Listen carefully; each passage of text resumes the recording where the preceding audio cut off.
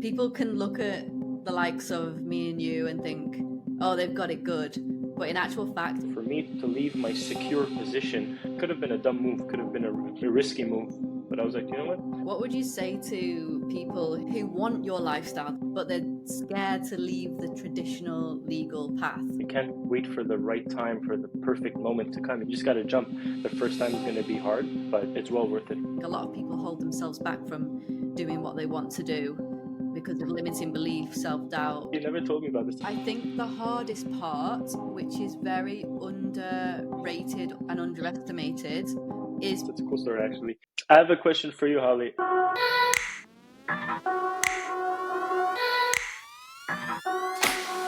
You want to do law differently, but let's be real. No one's handing you the blueprint. You're told to follow the script, bill the hours, climb the ladder. But the moment you want freedom, creativity, or flexibility, it feels like you're breaking some silent rule. Here's what most won't tell you. Doing law differently doesn't make you less of a lawyer. Today I'm sitting down with Ari Mike Varjabedian, a digital nomad lawyer and now founder of E-Legal Counsel, which provides tech-driven legal services to entrepreneurs and businesses. He created a life of travel and law, and in this conversation, he talks about how he did it. Okay, Ari, there are not many people doing law differently, but so many people admire people who can do law differently. And I want to hear about your story because I don't think you've ever fully told it to me, you know? It's a loaded question, so I'll break it down a bit. So before I was a digital nomad lawyer, I feel like I was always a nomad. Ever since I was a little boy, like I loved traveling a lot. My dad worked overseas, so he used to take us on travels a lot. So I was kind of a jet setter before even being an adult. So it was in my kind of my lifestyle to travel. So I just basically over the years combined both kind of passions, my day job with the traveling, and I manifested this a lot to be able to work remotely. And all of a sudden, COVID happened, and one thing led to another, and then the digital nomad lawyer was created. Basically, to go into the details a bit more, I was working at I want to say old school law firm right out of university. I did my articling there. Very good firm, very reputable, but practicing law the old way. I mean, so like email was the most advanced technology they used to use at that firm. Nothing against them. I learned a lot there. But as COVID hit and everyone was being kind of laid off and being fired from their jobs because the market was tough, everything closed down. That's when kind of I was the only lawyer, or I guess I was an articling student back then even, that didn't get cut because I was the cheapest on payroll, right? So they needed someone to to do work for at a very low rate. I'm talking about the old firm that I was at, and I was kind of looking for other places to go and this firm reached out to me called Renault & Co. It was a startup at the time. This was in 2021. They were probably a year old or 2 years old. They had one or two lawyers, very, very modern law firm, very extremely digital, practicing crypto law, blockchain, Web3. That was very new at the time. Nowadays, it's very trendy, but back in the days, it was still new. So they contacted me, and I had a friend who was actually the only other lawyer working there besides the founder. So he said, "Hey, there's an opportunity. We're looking for a young lawyer to hire." And like I said, at that time, everyone was kind of being fired from their jobs. So for me to leave my secure position was kind of could have been a dumb move, could have been a risky move. But I was like, you know what? I want to be able to work remotely because this firm offered that, as they were, like I said, extremely modern. They offered that opportunity. So I left a firm that was basically on for maybe 50, 60 years for a firm that only existed for 1 or 2 years. And obviously it was a bold move, but I felt like it was the right one because of how the world was evolving and how everything was becoming digital. And I took a chance, I took a leap of faith, and I ended up at Renault & Co. This was in March 2021. Because they allowed us to work from anywhere, the second month I'm like, I can't be in Canada in the winter, so I need to get out of there. I was born in Montreal, so known for its very harsh winters. So everything kind of, one thing led to the other, and all my manifestations and all my like dreams of being able to work while traveling came together. And the second month that I was there, I was like, I'm taking my laptop and going to Florida because it's where I like to be in the winters. That's where I am right now. The founder of the firm, Tufik, he was like, yeah, we'll go for it. When you're new at a firm, you kind of have to like establish yourself, and they don't know if they can trust you. Are you going to do your job when you're there? Or are you going to go on the beach and sip pina coladas? That's the stereotype of remote workers. I was there for 4 years, and a month ago, or 2 months ago, actually, I launched my own solo firm, working fully remote.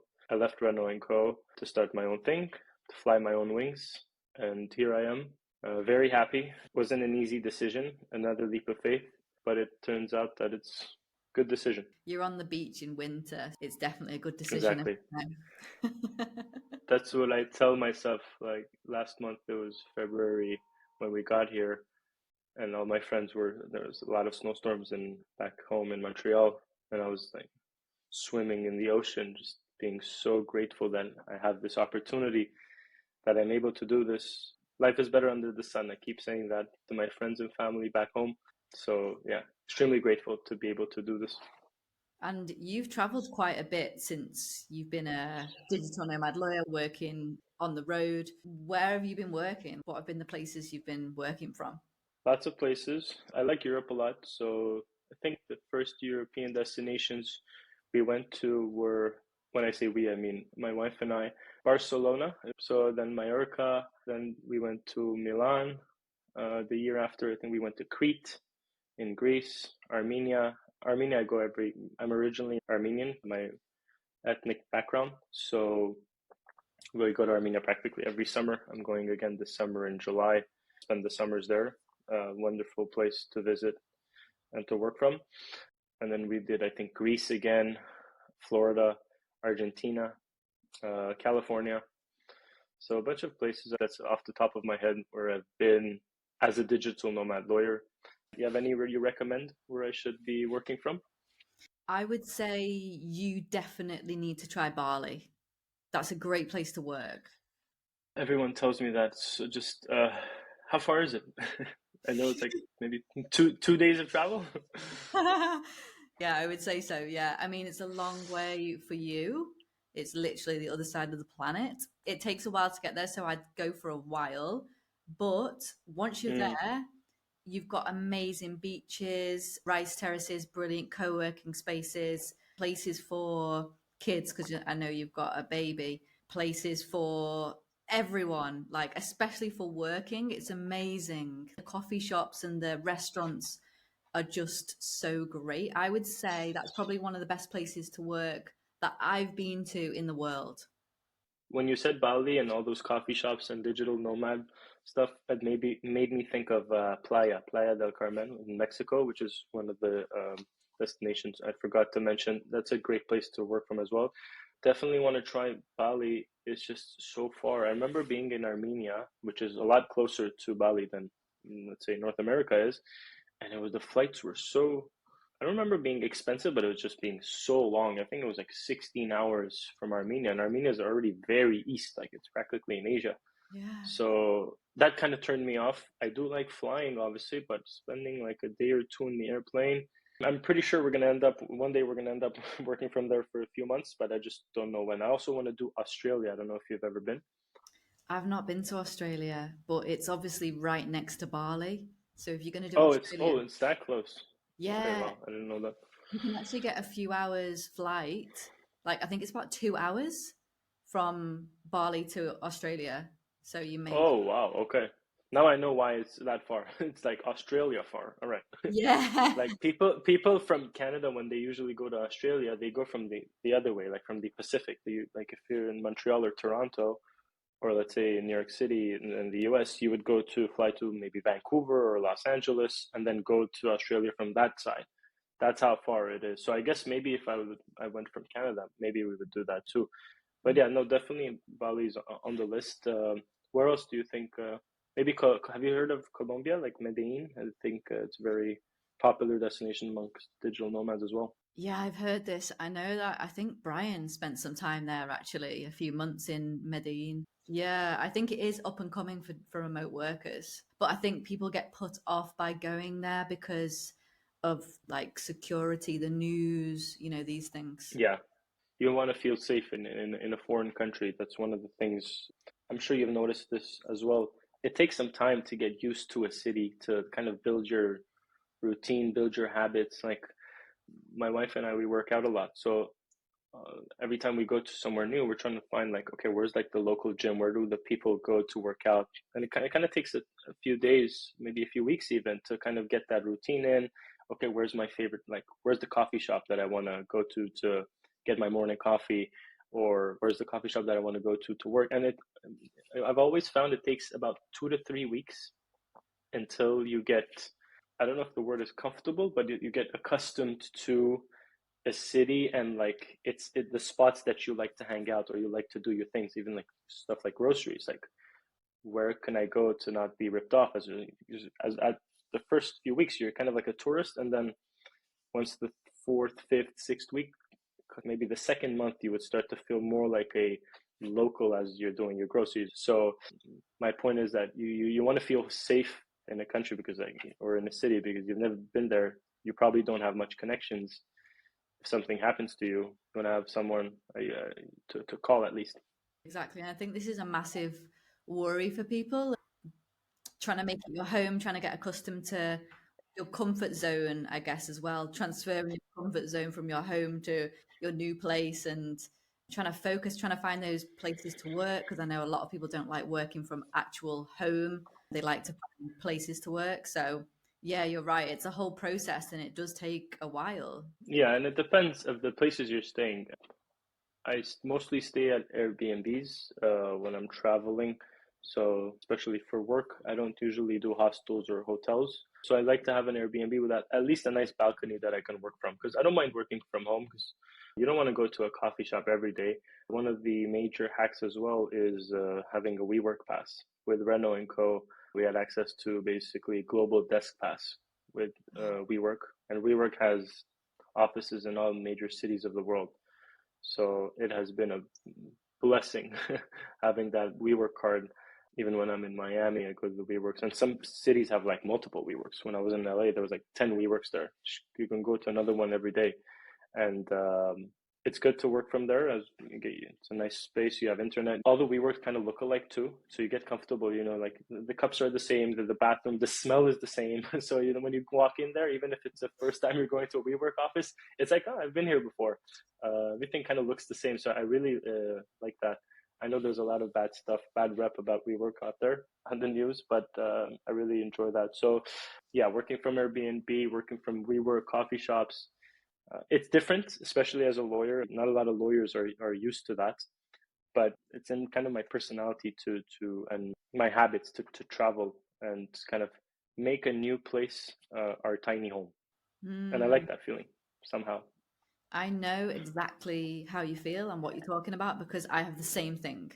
Like my friends say to me, it's crazy how you can literally put yourself anywhere, any country, any location, like any coffee shop, whatever, and just get in the zone and just be focused and just get on with it.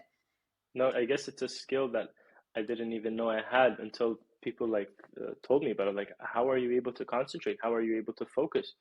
I was like, I don't know. I don't know how I'm able to focus. Just focus. I just like I know I have work to do. I got to do it.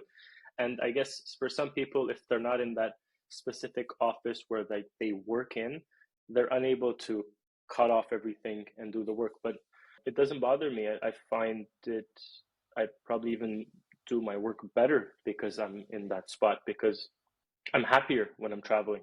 I don't like to be stuck in a place. I don't like, especially back home in Montreal, like it's always so gloomy. I think it's kind of like London, but the snowier version, like with the snowstorm version of London, where it's always like cloudy, always gloomy, gray, but add like 50 centimeters of snow on top of that. So I'm not happy there. When you're happy, you do better work. That's how I feel. And I'm sure you share the same Yeah, emotions. absolutely. I feel exactly the same. And that's why I'm a big advocate for remote working, digital nomad life, doing law how you want to do it, because not everyone's made to fit into these different like boxes, you know? We should be able to do things the way that is best for us. And for me and you, traveling and working is when we're most productive, most motivated, most inspired. So why not incorporate that into our lifestyle and our work at the same time, you know? I wish more law firms gave this flexibility. Like, at least in Montreal or in Canada, Renault and Co was one of the only firms that offered that. Some firms offer the hybrid, let's say, model, which I don't know. It's kind of like the same. You're still forced to be, if it's in a hybrid model and you have to be 2 days in office, that means you still kind of can't leave town much. So, but I think I'm seeing a trend. I'm seeing a change in the trend, I should say, of more firms, not only law firms, but also like all types of companies. This is pretty common already in the tech industry, like developers, freelancers, that they're able to work from wherever. No one asked them. But I don't know why the legal industry is more rigid, probably due to I don't practice litigation. I do mostly transactional work. But if you're doing litigation, you're doing disputes, you have to present yourself to the courthouse. So you're in trials. Those things are not on Zoom fully yet. So that, I guess, keeps the legal industry a bit more rigid and less flexible to change and adaptation with the modern world. But hoping for change to come. Because I have so many people who contact me and say, you know, they're super inspired by this podcast and they want to build their own lives in line with working and traveling and being more free and independent. How have you built this life for yourself, particularly now since you're building your own law firm, which is a little bit more challenging, I would say, because before you were working for a company which allowed you to work remotely, which is amazing, but now it's a little bit more tricky. How are you kind of building that lifestyle along with your firm at the same time? It's not easy. It forced me to learn and master some skills that I wasn't necessarily good at, like sales. So when you're launching your own firm or your own company, it's not the same as when you're working with a firm, because when you're with a firm that's established and has a bunch of lawyers and a bunch of clients, you're kind of being fed work. But when you're out on your own, you have to go out there and do your own business development, which we call BD, and you gotta learn how to close, learn how to sell yourself. You're not taught this in law school, first of all. So they don't teach you the sales aspect. So I had to listen to a lot of podcasts, read a lot of books, watch some YouTube videos to learn the other aspect of running a firm rather than just doing the legal work or drafting or reviewing agreements. So it was a bumpy road, but I'm still learning. I did the same thing, you know, you have to learn about how to market yourself, how to do these other skills that you aren't Yeah, necessarily taught. Well, we weren't taught in law school. And it's like takes up the majority of what we need to know, like the skills that we need to have in order to sustain this type of lifestyle. So I think people can look at the likes of me and you and think, oh, they've got it good. But in actual fact, it takes a lot of effort and hard work and background to get to this point, right? of course. And LinkedIn has been really helpful as well. Taking your and Helen's academy was also helpful to learn how to market ourselves as lawyers, learn how to write our posts. That was obviously very helpful. And having a wide network obviously helps a lot. I have a lot of friends who are starting their own businesses now. So, like, I'm 29 years old. All my friends that I grew up with, they're getting into the business world. So, like, they're starting their own thing. Hey, Ari, I need your advice. I don't know how to launch. I don't know how to structure myself, and that's basically where I come in and I help them. So it's just timing is important as well, and obviously luck. Those have played a major role. What would you say to people who want your lifestyle? They want to become, let's say, a digital nomad lawyer, or they want to create their own digital virtual law firm, but they're scared to leave the traditional legal path. What would you say to them? I get this question a lot in my DMs on LinkedIn. A lot of people message me asking the same question, and the overarching theme that I see in my responses is just try it out. You can't. There can't be any certainty. Like you can't wait for. This was one of my last posts on LinkedIn. You can't wait for the right time for the perfect moment to come. You just gotta jump. And if you currently have a day job as a lawyer in a traditional law firm, I would say try to do something on the side. Give yourself a shot at taking your laptop and just go to somewhere you've always wanted to go and give it a shot. And if your firm doesn't let you, you got to find a way to to negotiate and get what you want. It's not going to be easy for sure. The first time is going to be hard, but it's well worth it if it's your style to be able to work remotely, to travel, and to be also able to be focused while on the go, because it's very easy to get distracted. So you kind of have to develop that skill of focusing on what's important. I think you are right. It's about focus, determination, consistency as well is quite a key factor. I think a lot of people hold themselves back from doing what they want to do because of limiting belief, self-doubt. That's a good one. Limiting belief is a good one. I talk about that every day. Also, one of the things is not only trying, but also kind of believing in yourself. And if you've been a lawyer for quite some time, you've developed that trust, let's say, with your clients. Like your clients like assume you're competent already. They're not gonna, and if you've built that trust, if you're working from Barcelona, they're not gonna like doubt you. One or two clients might, and you might lose them, but that means that's not a good fit either way. So you have to be able to bet on yourself. I feel like I'm making it sound very easy. It's not harder than that. I mean, it just got to try it and just do a free trial, 30-day free trial, money back guaranteed.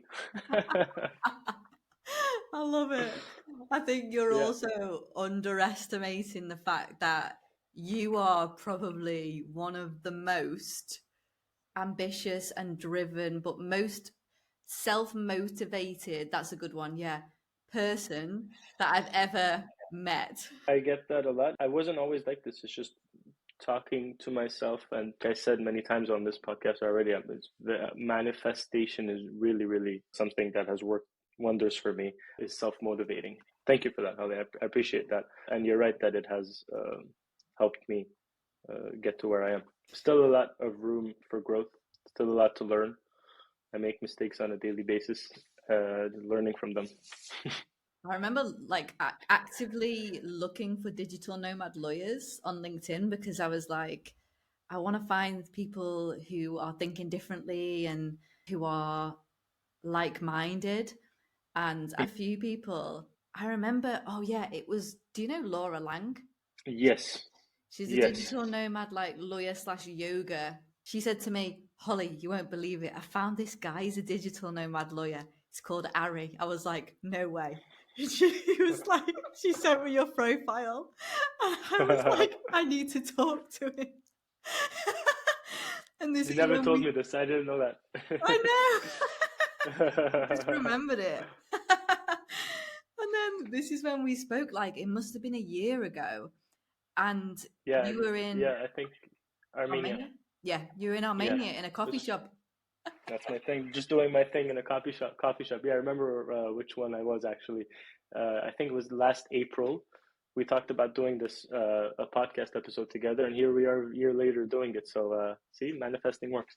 Uh, right. So yeah, you never told me about this. That's a cool story actually, but it shows again the power of LinkedIn. I mean, you see how we wouldn't have met if it wasn't for LinkedIn. It True. works. Yeah. It absolutely works. I have a question for you, Holly. I want to know how you got into podcasting, because I've always wanted to have a podcast, but that doesn't necessarily mean anything because I've always wanted to do a lot of things. So, how did you have the, I guess, guts to even have your first episode? How did you know what your audience was going to be like, and also why? Like, why did you start a podcast? Whoa, a lot of questions in Too one many, there. too many questions. Yeah, that's yeah. I know I ask a lot of questions. You always do, don't you? Like Yeah, every time we talk on the phone, I'm like, this is like an interview. yeah, I know. A lot of people tell me that. I hate that. Oh, I have to stop it. But it's in my nature. No, I'm I like it. curious. I want to know, and yeah, I'm not gonna apologize. I was gonna say sorry, but I'm not. Yeah, no, don't apologize. I like it. I remember you asked me a question and I was like, whoa, that's a random but good question, slash it was just completely out of the blue. And it was something like, what would you do if you could do anything? Like what career would you do if you could just literally do anything? And I think I said to you, podcaster. Sounds like a Ari question. Yes, yes, that was your answer. For me, it would have been a basketball player, professional basketball player. But yeah, you said podcasting, which is a lot more fun. I'm pretty sure you said actor, you know? Oh, acting too. Yes, definitely. It's up there. Being the next James Bond Yeah, that was in it. my That was wild, it. in my wildest dreams. Well, manifest it. If you can do a Brit, and then I said to you, we need to hang out more, 'cause then you can get a British accent. It's all coming back to me. You did say that. That's gonna be a tough one. Yeah. But to answer your question, it's quite a long story, but I'll make it short.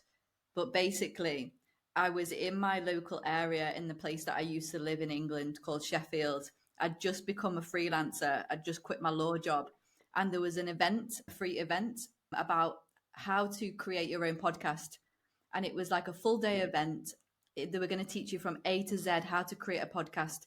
And I said to my friend, who is also a freelancer, because it was in the middle of the day, so nobody else would be able to do it like a weekday, a random weekday in the middle of the day. Nobody who was working in a job would be able to do it, only like freelancers or business owners or people that don't have a job. So I said to my friend, do you want to go to this event with me? I don't want a podcast, but I want to know how to make one just out of interest. And my friend said to me, yeah, let's go. So we went and we realized how complicated it was to create a podcast, and the fact that we had all the skills and knew all the information and knowledge of how to create a podcast. And I said to her, we're going to have to now create a podcast because we know how to do it. So we started a podcast, me and my friend, a freelancing podcast, and we did it and it was so fun. And then I decided that there was a gap in the market for a law podcast. It was then that I thought to myself, well, this could be a service that I provide as like a business owner type of thing. So I thought, right, I'll start a law podcast. So I was thinking about it like probably for about a year. And then I Mm, got chatting to Simone Ritchie, who's another yeah. digital nomad property litigator. And I said to her, I've got this idea of creating a law podcast. What do you think? And she was like, yeah, do it. I'll be your first guest. So I said, okay, then, yeah, I'll just do it.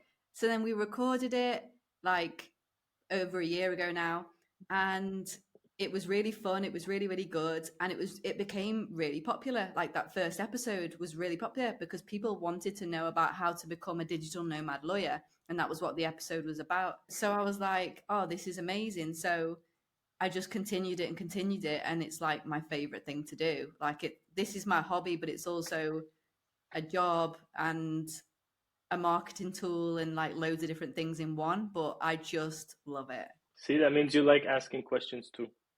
I do, yeah. What would you say was like the hardest part in starting, or like the most complex part? You said podcasting is very difficult, and I feel like people wouldn't know which part is like the hardest part. What would you say that is? I think the hardest part, which is very underrated and underestimated, which I've had to build up a skill for, is being able to really listen to someone and then pick out what they've said and get those details and then throw them back at them in the form of a question. It's not like having a normal conversation because you've also got to bear in mind the listener experience, the audience's experience. So when you're having a normal conversation, you're not thinking about a third person who might be watching that conversation and trying to make it entertaining for them. But when you're doing a podcast, it's highly exhausting because you've got to think about how can I make the audience engaged and interested and not bored. So in that comes the skill of listening and being able to ask the right questions and the questions that you think the audience might want to know about as well. So I'd say apart from like editing and all the technical things, that's probably the hardest part. That's a very good answer, and it makes me think of acting. Acting is probably the same, right? Obviously, you're reading from a script, but you also always have to think about the viewer and the listener, how they're perceiving, how they're watching or listening to you. What you said about the active listening part, I feel like that's something I'm naturally good at, like listening and asking a question that's related to it. But sometimes I go off topic and the other person hates me. But definitely what you said about thinking about that third person, I've never thought about that. Absolutely. And the thing is, the audience is the most important member of this Of conversation course. because they're the ones who are getting something out of it. And I want to say congratulations as well to you for you launching this podcast. How many years has it been now? It's only been 1 year, but it's got like 1 year? over 100 episodes. Wow. Did 100 episodes in 1 year. I did more That's than. like two episodes a week, that means, if my math is right. Yeah, at least 2 a week. Yeah. That's pretty cool. I'll Yeah, say it's been that's pretty cool. hardcore. I didn't know that. Good job. Yeah. Hope it grows a lot. And where do you want to take it? What's the next step with this podcasting? Oh my gosh.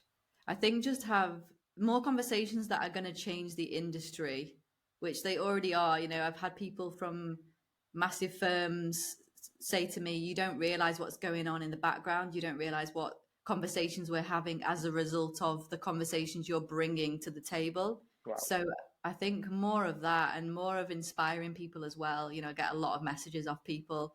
I got a message off a partner of a massive international law firm who spent all his career in the US and said to me, I listened to your podcast and it inspired me to move to the Beijing office. I wanted to do law differently. I wanted to get outside my comfort zone, and I've done it, and you inspired me to do that. And it's like, wow, how cool is that?